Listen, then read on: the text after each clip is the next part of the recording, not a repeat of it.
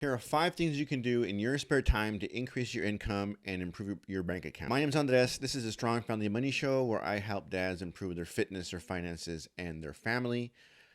We all can find 20 hours a week. We all are looking for ways to stretch our dollar in the current financial situation. We all could use an extra couple of bucks in our bank account. So I made a list of 5 things that you can do. You can start doing today. 3 of them you can start doing with no money out of your pocket.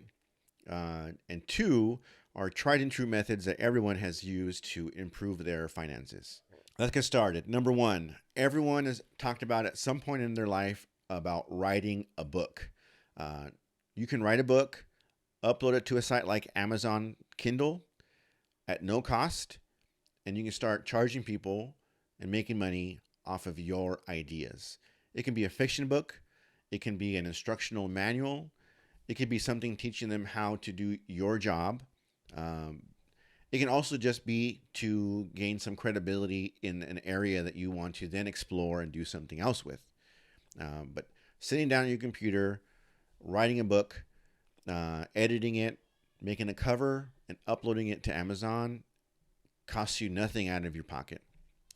All these ideas, if you can scrap together 20 hours a week, you can make enough money to supplement your income, given it's going to take some time to get going.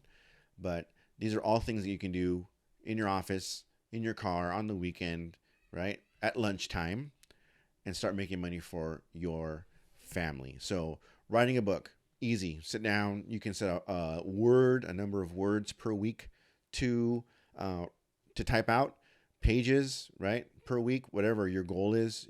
Sit down and do that. Um, you probably already have something in your head that you think is something that everybody needs to know, and you can sit down and write a book about that. So something like this is free, completely free, no money out of your pocket.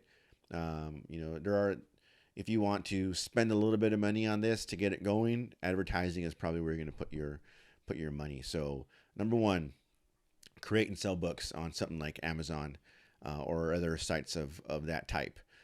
Second, you may have a skill that you can teach other people that they can use to make money on their end.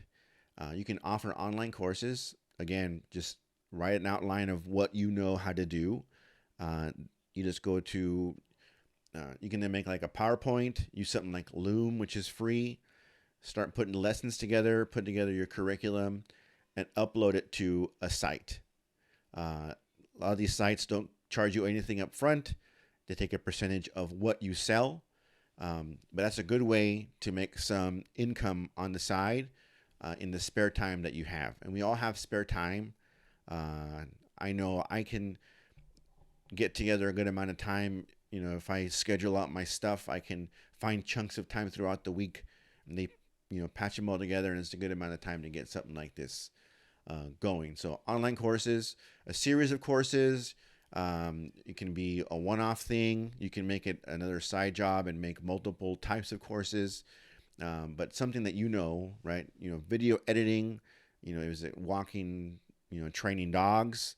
Is it something like party planning? Something like that you can make a series of videos or lessons or emails or little printouts, and you can start selling those online and make pretty good income from it. Now, if you have a job that's like an app developer, if you know how to write code, you can make an app and upload it to the App Store and sell it. If you're like a photographer or a videographer and you have something you can call stock footage, right? Pictures of places, B-roll snippets that you can upload to websites, and people will pay to use those in their own videos. If you're an artist and you like making digital art, you can find a way to distribute that art to people and charge them via the internet.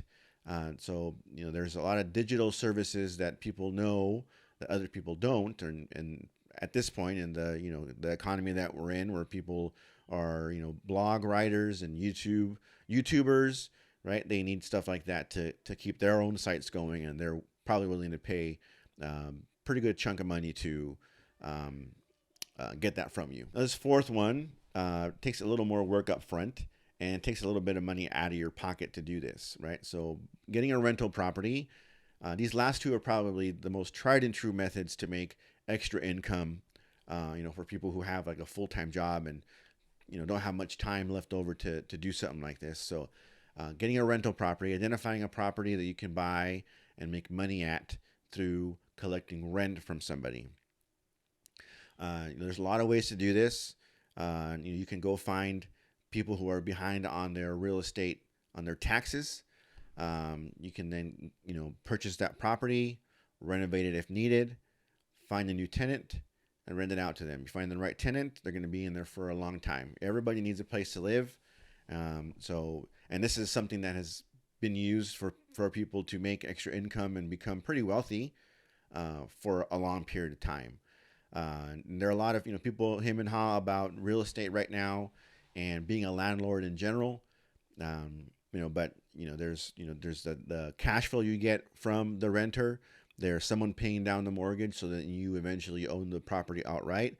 You get a lot of tax benefits from having a rental property, and then you have appreciation over time. So there's 4 benefits to being in the rental business. But it is, once you get a system down, once you get a few of them under your belt, it is a good way to bring in extra money for your bank account. And last, probably the most passive of these passive income examples is investing in index funds. So there's the S&P 500, there's NASDAQ, there's the Dow, right? There's all these indexes that list stocks.